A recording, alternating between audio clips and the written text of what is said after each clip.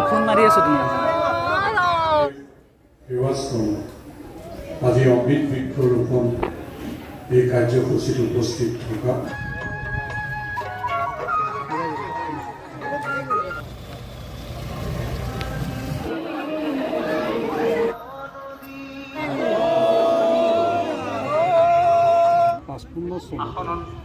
শ্ৰীমন্ত শংকৰদেৱ সেৱাশ্ৰম নামে ইয়াৰ ৰাইজখিনি সংগঠিত হৈ 14 বিঘা মাটিৰে এই সেৱাশ্ৰমখন গঠন কৰিছে আৰু এই সেৱাশ্ৰমখন সুন্দৰকৈ সজাই পৰাই তুলিবৰ কাৰণে বৰ্তমান যিখন সমিতি আছে তেওঁলোকে সকলোকে লৈ আগবঢ়াই এটা সুন্দৰ পৰিৱেশ কৰিছে।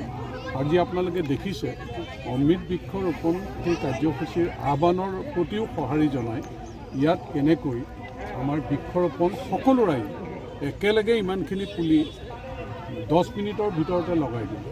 গতিকে এই আশ্ৰমখন জিলিকি উঠিব, সুন্দৰকৈ গঢ় ল'ব আৰু এই আশ্ৰমখনৰ কাৰণে চৰকাৰৰ ফালৰ পৰা আমি বিশেষ ব্যৱস্থা গ্ৰহণ কৰিম আশ্ৰমখন সজাই পৰাই তুলিব।